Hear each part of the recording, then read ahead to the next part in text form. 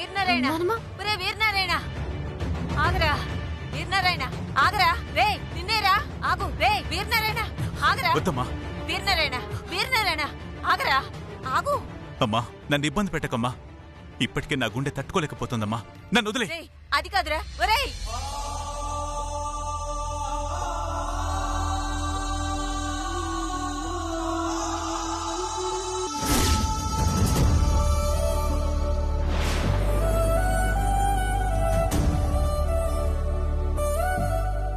చూస్తావేంటక్క పిండాన్ని అక్కడ పెట్టేసి మనం వెళ్ళిపోదాం లేదులే లత ఆ శంకరనారాయణ గారు ఎంత గొప్పోళ్ళని మహానుభావులని విన్నాను అలాంటి మహానుభావానికి పెట్టే ఈ పిండాన్ని ఈ రోజు నేను పెడతాను నువ్వా అక్క అవును నువ్వు పెట్టడం ఏంటక్క ఎందుకు పెట్టకూడదు నేను ఆయన వారసురాల్ని కాకపోవచ్చు కానీ మా అమ్మ నాన్న శంకరనారాయణ గారి దగ్గర కొన్ని సంవత్సరాలు పనిచేసి ఆయన ఉప్పు తిన్నారు ఆ శంకరనారాయణ గారు కూడా మా నాన్నని సొంత తమ్ముళ్లా చూసుకునేవారట మా నాన్నలాగే ఊరి జనాల్ని కూడా తన సొంత బిడ్డలా చూసుకునేవారట అటువంటి మహానుభావుడికి ఆయన కడుపులో పుట్టిన బిడ్డలే కాదు అందరూ వారసులే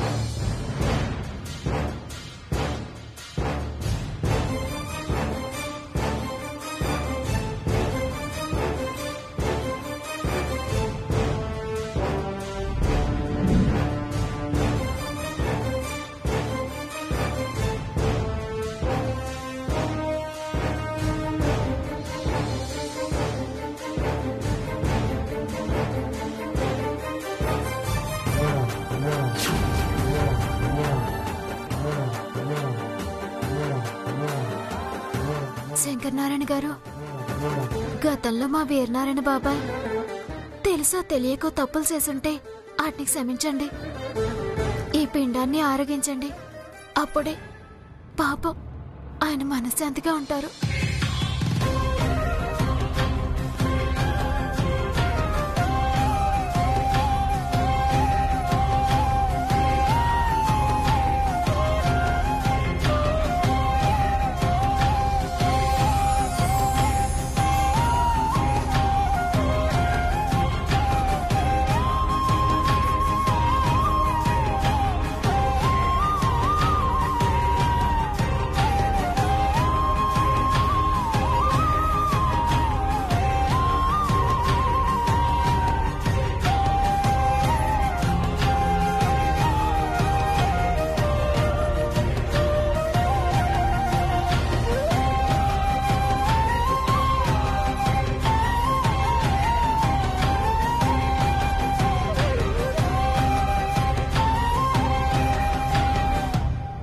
ఒరే అవతారం ఏటక్క ఆ శంకరనారాయణ గారి వారసులు కదా పిండం పెట్టాలి అవునక్క మరి చిట్టమ్మ పిండం పెట్టడం ఏంట్రా జరిగిందంతా చూసాం కదక్క ఆ ఏర్నారాయణేమో కాలు జారి కింద పడిపోయాడు దాంతో ఆయనకు బదులు చిట్టెమ్మొచ్చి పిండం పెట్టింది ఆయన చిట్టెమ్మొచ్చి పిండం పెట్టగానే కాకొచ్చి తినేస్తదేటి అదే నిజమేరా ఆ ఇంటి వారసులు పెడితే తప్ప కాకి మెతుకు ముట్టదు తప్పుగా అనుకోకు నానమ్మా మీ ఇంట్లో వాళ్ళు చేయాల్సిన పనిని నేను పూర్తి చేశాను నువ్వు మా ఇంటి బిడ్డవేనమ్మా చేసినా తప్పు లేదులే బావా వెళ్దావా అలాగే చిట్టమ్మా చిట్టమ్మా పిండ ప్రదానం చేస్తే కాళ్ళు కడుక్కోవాలంటారు వెళ్ళక్కడ కాళ్ళు కడుక్కోండి అలాగే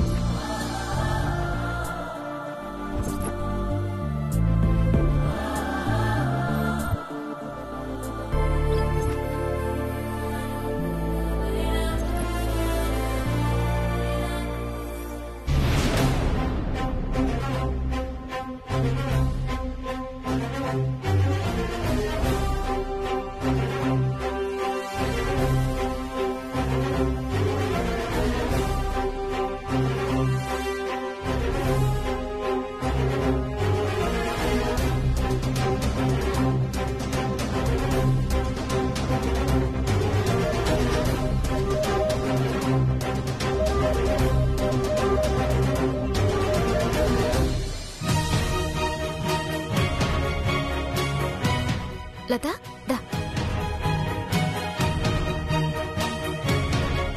సరే నానమ్మా మేము వెళ్తాము సరేనమ్మా వెళ్ళమా పద. పద.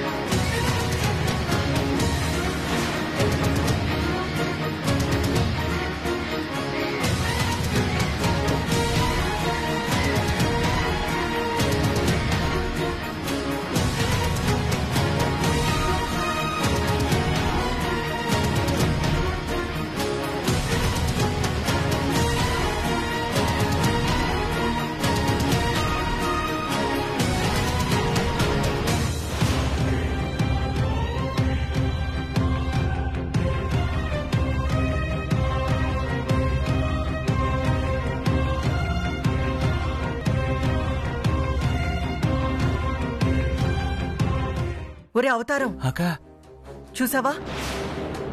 ఆ చిట్టమ్మ పెట్టిన పిండాకుడుని కాకి తిన్నదిరా. అవునే అక్క, 15 ఏళ్లుగా పెండం ముట్టని కాకి ఈ రోజు సిట్టం మెట్టగానే ముట్టేసుకోవటమేటి? అదే నాకు అర్థం కావట్లేదురా. ఏదో జరిగింది, ఏదో జరగబోతుంది. అదేంటో మనకి తెలియాలి. అదేంటో మనం తెలుసుకోవాలి.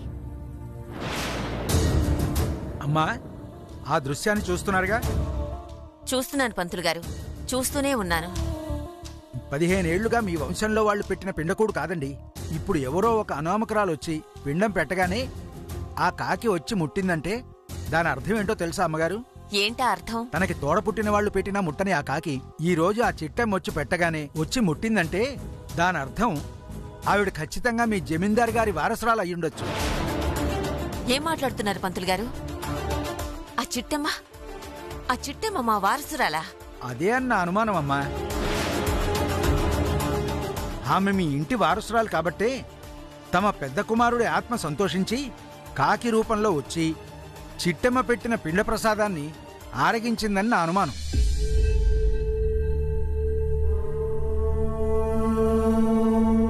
మీరు చెప్తుంటే నాకు నిజమే అనిపిస్తుంది పంతులు గారు. ఆ చిట్టెమ్మను చూసినప్పుడే అనిపించింది మా ఇద్దరిది ఈనాటి సంబంధం కాదని. అది నిజమే అనుకోవడానికి ఈ రోజు జరిగిన సంఘటనే సాక్ష్యం. తనే గనక మా వారసురాలు కాకపోయినా, తనకి మాకు ఎలాంటి సంబంధం లేకపోయినా 15 ఏళ్లుగా ముట్టని కాకి ఈరోజు ముట్టుండేది కాదు. వచ్చి తనంతట తానే ఇష్టపూర్వకంగా ముట్టిందంటే దానర్థం చిట్టెమ్మకు మాకు మధ్య ఏదో సంబంధం ఉందని తేలాలి. తేలుస్తాను. ఆ చిట్టెమ్మెవరు, ఎవరి రక్తం పంచుకుని పుట్టిందో అన్నీ తేలుస్తాను. సరేనమ్మా, ఉంటాను.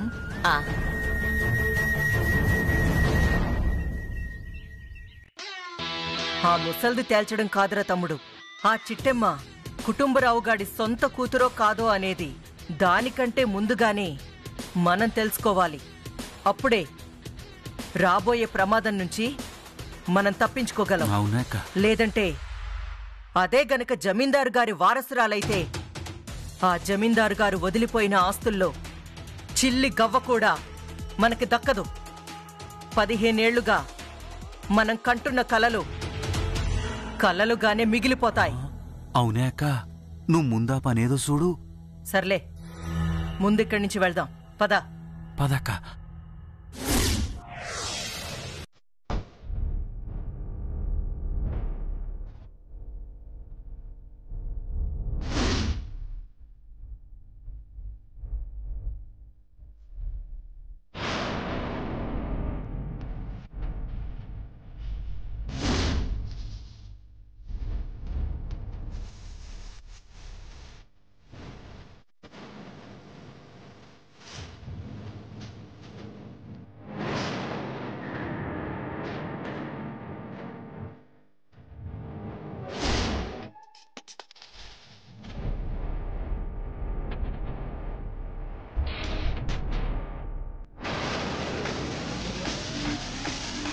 అక్క, ఏటాక అంత సీరియస్గా ఆలోచించేస్తున్నావు? ఆ వీరనారాయణ తన అన్న ఫోటో ముందు అన్నిసార్లు దీపం వెలిగించినా వెలగలేదు.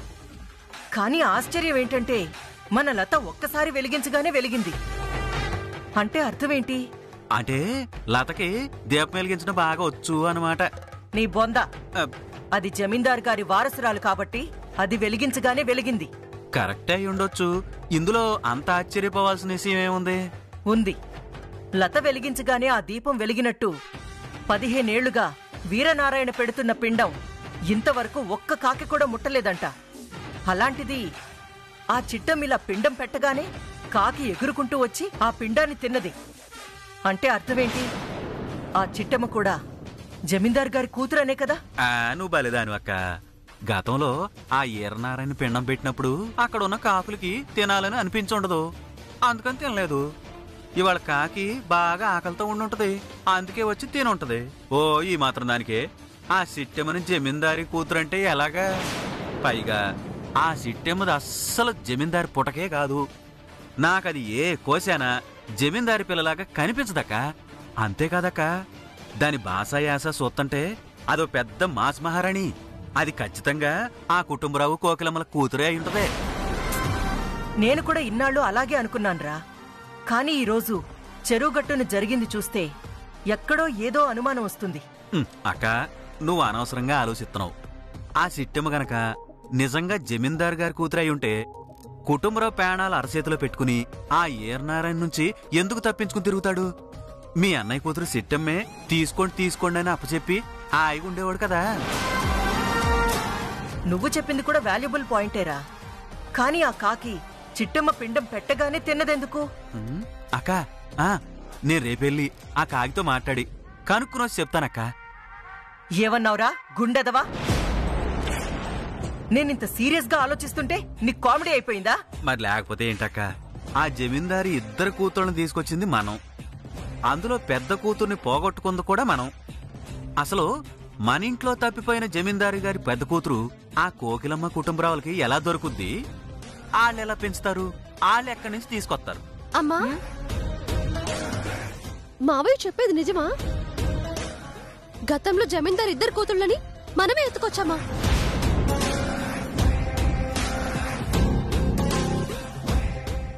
అప్పుడు మనం ఉన్న పరిస్థితుల్లో ఎత్తుకు రావాల్సి వచ్చింది. ఈ విషయం ఎవరితోనూ చెప్పకు. చచ్చా, నా ప్రాణం పోయినా చెప్పనమ్మా. అయితే మన ఇంట్లో ఉన్న లత ఆ జమీందార్ గారి చిన్న కూతురా? అవును. అయితే దాన్ని ఇన్నేళ్లుగా పెంచాల్సిన అవసరం ఏముందమ్మా? ఉంది. ఆ జమీందార్ గారి చచ్చే ముందు తన ఇద్దరి కూతుళ్ల పేరు మీద 100 కోట్ల విలువైన ఆస్తిని రాశాడు. ఆ ఆస్తి మనకి దక్కాలంటే ఆ లత మనింట్లోనే ఉండాలి. లత మనింట్లో పెరిగితే ఆస్తి మనకెలా వస్తుందమ్మా? పిచ్చిదానా, ఈ నెలలో దాని పుట్టినరోజుంది. ఆ రోజుతో అది మేజర్ అవుతుంది. దాంతో వెంటనే మనం పెళ్లి సంబంధాలు చూస్తాం. ఎవరో ఒక బకరాకిచ్చి పెళ్లి చేసేస్తాం. ఆ తర్వాత దాన్ని లేపేస్తాం. అమ్మా, ఎస్. అది బతికుంటే మనకెక్కడ ఆస్తొస్తుంది? అది చచ్చాక మనకి కోట్ల రూపాయల ఆస్తొస్తుంది. ఏంటమ్మా ఇలా? మనిషిని చెప్పడం అంటే నాకెందుకో ఇష్టం లేదమ్మా. నువ్వు నోర్మై. మీ అమ్మ ఊరకనే ఇన్ని కోట్లు సంపాదించింది అనుకున్నావా? ఈ రోజు నువ్వు కోటీశ్వరుల కూతురిగా బతుకుతున్నావంటే మీ అమ్మ ఇలాంటి ఎదవ పనులు ఎన్నో చేస్తేనే బతుకుతున్నావు. ఏమోనమ్మా, మీ ఇష్టం వచ్చినట్టు చావండి. ఒరే గుండుగా, అక్క, ఆ నీలాంబరి వస్తుండగా జమీందార్ గారి పిల్లల్ని మనమే ఎత్తుకొచ్చావని ఎందుకు చెప్పావురా? అంటే నేను మాటల బడి చూసుకోలేదక్క. ఏడ్చావు చచ్చదవా. దానికెంత కోపం ఎక్కువో అంతే జాలి కూడా ఎక్కువ. పొరపాటున నోరు జారిందంటే అందరం నిలువున మునిగిపోతాం. మన నీలాంబరేం అలా చెప్పదులేక, చెబితే మనకే ప్రమాదం అని తెలుసు కదా. సర్లే, ఆ రైస్ మిల్ లెక్కలు చూడాలి. పద పదక్క.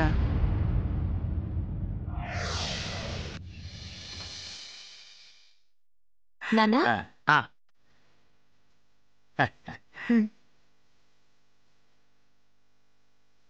బాబా, అమ్మయ్యా, మొత్తానికి ఆ శాసమాంబకేదో మాయ మాటలు చెప్పి మీ ఊళ్ళో లేవు చెప్పి నమ్మించావన్నమాట. అవునన్నా, కాకపోతే అసలు ఆ వీరనారాయణ బాబాయ్ ఆ నానమ్మ మిమ్మల్ని చూడాలని ఎందుకంత పట్టుపడుతున్నారో నాకు ఇప్పటికే అర్థం కావట్లేదు.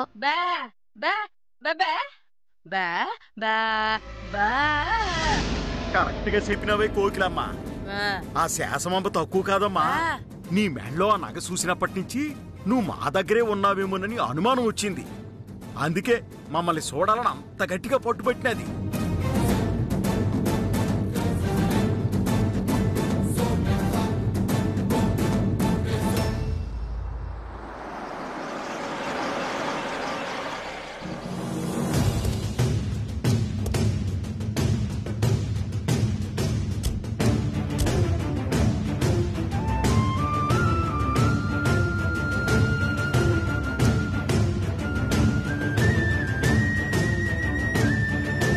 అమ్మా, ఇలా ఏ పని లేకుండా చీటికి మాటికి ఇలా ఇంటికి రావడం కరెక్ట్ కాదమ్మా.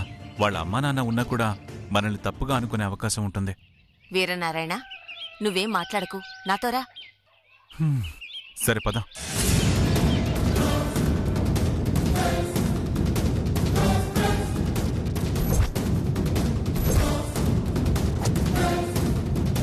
పోనీలే అమ్మా, ఇన్నేళ్ల తర్వాత నీ చేతులతో నీ తండ్రికి పెండం పెట్టినావు.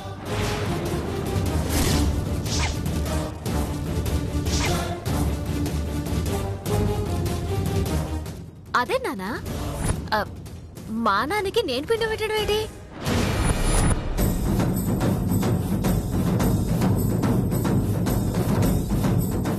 అయ్య బాబోయ్, కంటి చూపుతో పాటు నాకు మతి కూడా పోయినట్టున్నది.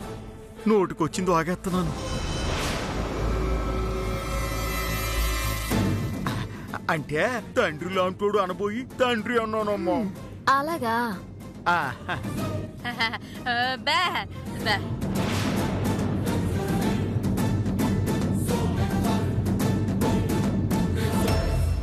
చిట్టెమ్మా, చిట్టెమ్మా, అమ్మా చిట్టెమ్మా, అమ్మ చిట్టెమ్మా, చిట్టెమ్మా, చిట్టెమ్మా. నానా, అమ్మ వీరనారాయణ బాబాయ్ వచ్చాడు, వెళ్ళి దాక్కోండి, వెళ్ళండి.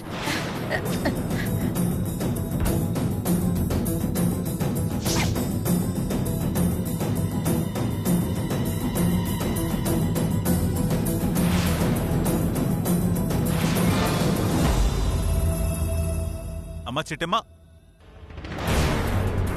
వెళ్దామా? వెళ్దాం పదా.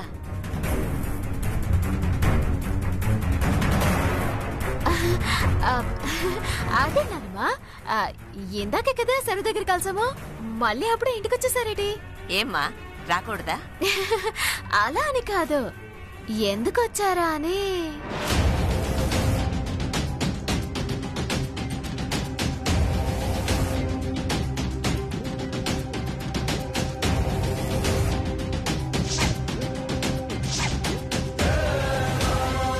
నిన్ను చూడాలనిపించింది, అందుకే వచ్చాం. అలాగా? రండి రండి, కూర్చోండి. మేము వచ్చింది నిన్ను చూడ్డానికి కాదమ్మా, మరి మీ ఇంటి వాస్తు చూడ్డానికి వచ్చాం. వాస్తా అంటే ఏంటన్నానమ్మా? ఏ మూల వంటగది పెట్టాలి, ఏ మూల పడగది పెట్టాలని తెలుసుకునే దాన్నే వాస్తు అంటారు చిట్టి. అట్టగా?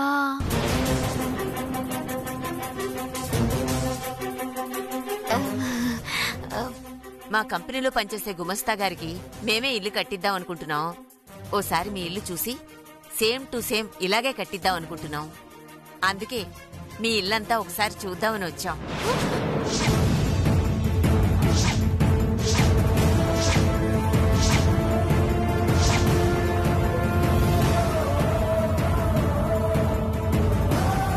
అచ్చి బాబాయ్, ఇప్పుడు ఇల్లంతా తిరిగి సొత్తే మా అమ్మ నాన్న దొరికిపోతారుగా. వీరనారాయణ, ముందు ఆ గది నుంచి మొదలు పెడదామా? అలాగే అమ్మా, పద పద.